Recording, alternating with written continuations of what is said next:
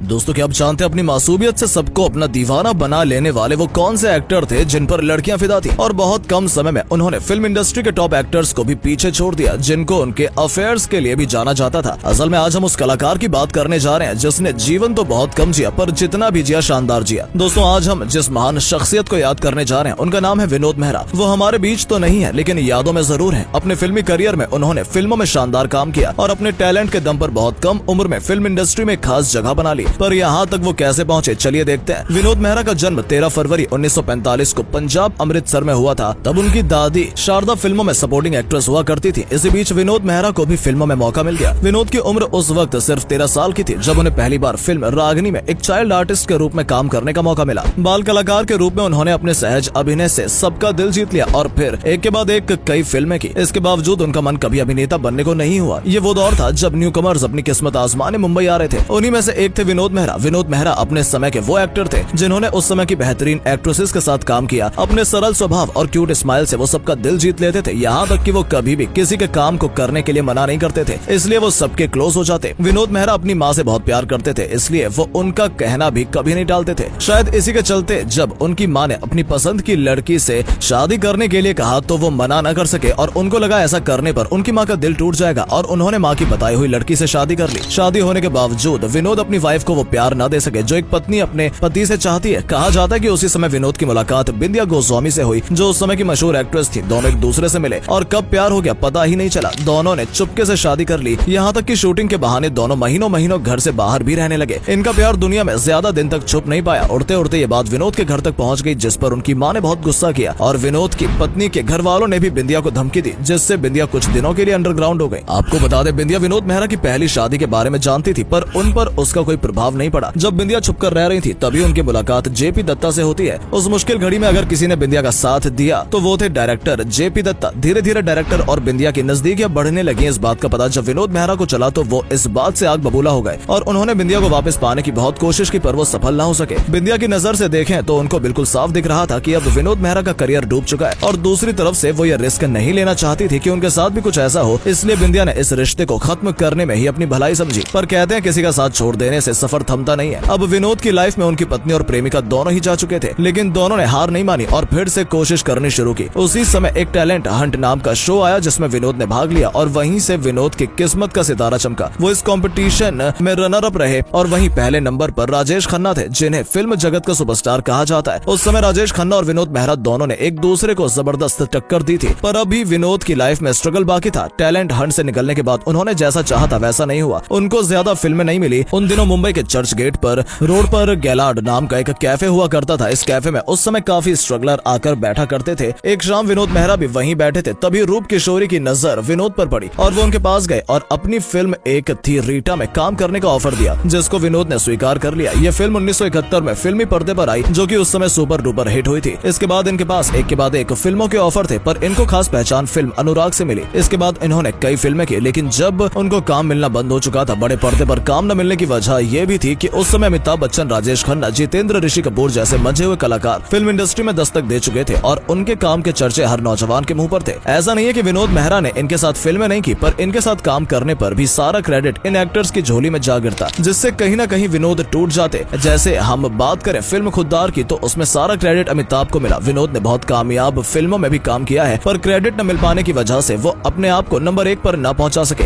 आपको बता दें इन्हीं फिल्मों के दौरान ही इनकी मुलाकात बिंदिया से हुई थी पर जब से स्ट्रगल कर रही थी और इनको काम नहीं मिल पा रहा था तभी बिंदिया ने इनका साथ छोड़ दिया। वैसे देखा जाए तो विनोद के साथ वही हुआ जो उन्होंने अपनी पहली पत्नी के साथ किया था। खैर अब बात करते हैं उनसे जुड़े सबसे चर्चित किस्से और कहानी की। दरअसल खैर एक के बाद एक हिट फिल्म देने के दौरान विनोद ने कई फिल्में रेखा के साथ भी की और उसी दौरान दोनों एक दूसरे के नजदीक आ गए और दोनों ने शादी भी कर ली। ये शादी उन्होंने अपने परिवार वालों को बिना बताए की थी जिसका परिणाम ये हुआ कि विनोद जब रेखा को अपने घर लेकर पहुंचे तो उनकी माँ ने इस रिश्ते को स्वीकार करने से मना कर दिया और रेखा को बहुत से अपशब्द भी कहे। इसके बाद रेखा वहाँ से चली गई और उन्होंने विनोद मेहरा के साथ छोड़ दिया। विनोद की लाइफ में वैसे औरतों का साथ ज्यादा दिनों तक लिखा नहीं था। शायद कहते हैं ना हर चीज का अंत होता है। कुछ समय बाद विनोद की लाइफ में किरण की एंट्री होती है और विनोद किरण से शादी कर लेते हैं और ये विनोद की चौथी और आखिरी शादी थी। कहा जाता है इसके बाद विनोद ने कभी भी किसी औरत को नहीं देखा। या आप ये भी कह सकते हैं कि किरण से मिले प्यार से ये बिल्कुल बदल गए। आगे विनोद को काम मिलना बंद हो गया तो विनोद ने सोचा कि वो खुद ही फिल्म बनाएंगे पर बड़े एक्टर्स इनको भाव नहीं देते थे। काफी लंबे इंतजार के बाद इनको मौका मिला अनिल कपूर, श्रीदेवी और ऋषि कपूर के साथ फिल्म